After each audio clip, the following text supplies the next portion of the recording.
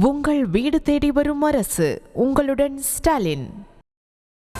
இந்த சிறுநீரக மாற்று அறுவை சிகிச்சை முறைகேடு தொடர்பாக பாஜக மூத்த தலைவர் திருமிகு தமிழிசை சவுந்தரராஜன் முன்னதாக தன்னுடைய கருத்தை தெரிவித்திருந்தார். அதனை தற்போது பார்க்கலாம். ரொம்ப விரிவுபடுத்தப்பட்ட ஒரு விசாரணை தேவை. இது ரொம்ப விரிவுபடுத்தப்பட்ட ஒரு விசாரணையை ரொம்ப இலகுவா ரொம்ப சாதாரணமாக முடிச்சிட்டாங்களோ அப்படின்னு நமக்கு ஒரு கவலை இருக்கு. நாம் யார் மீதும் குற்றம் சாட்டலை. ஆனால் எதனால் இது நடந்தது? பல ஆண்டுகளாக நடந்து கொண்டு இருக்கிறது.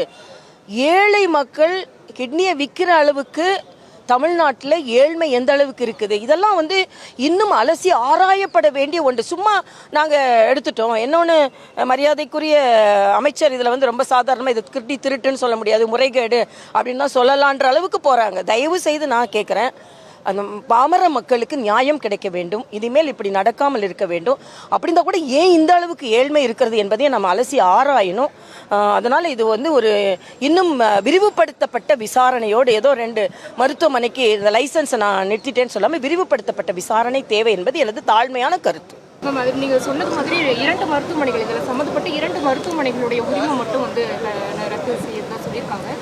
ஆனால் இன்னும் தமிழகம் முழுவதும் இந்த மாதிரியான விஷயங்கள் நடக்கிறதா ஒரு சந்தேகமும் கேள்வியும் எழுது. இது என்ன மாதிரி இல்லை, இதுக்கு ஒரு முழுமையான ஒரு விசாரணை தேவை. என்னமோ விசாரணை கமிஷன் அறிக்கை வாங்கிட்டோம், இந்த 2 மருத்துவமனை லைசன்ஸை நாங்கள் ரத்து பண்ணிட்டோம், இதோட மூடிட்டோம் அப்படின்னு இல்லாமல் இது மூடக்கூடியது அல்ல. இது விரிவுபடுத்தப்பட வேண்டியது.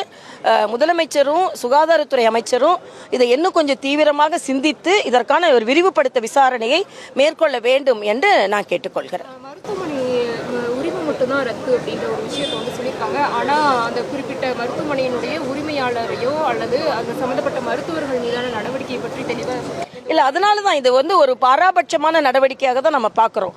மிக ரொம்ப இலகுவான நடவடிக்கையாக பார்க்குறோம், ஒரு அழுத்தமான நடவடிக்கையாக நம்ம பார்க்கல.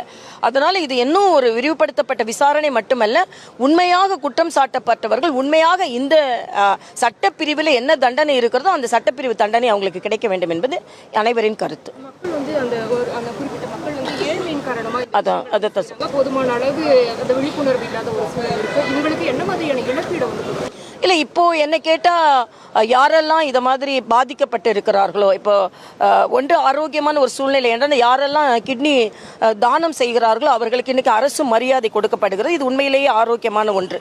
அது செய்வது திமுகவாக இருந்தாலும் ஒரு மருத்துவர் என்ற முறையில் அந்த மக்கள் எந்த அளவிற்கு அவர்கள் பாதிக்கப்படுகிறார்கள், எவ்வளோ பெரிய தியாக உணர்வு வேணுன்றதுக்காக அது உண்மையிலேயே ஆரோக்கியமான ஒன்று.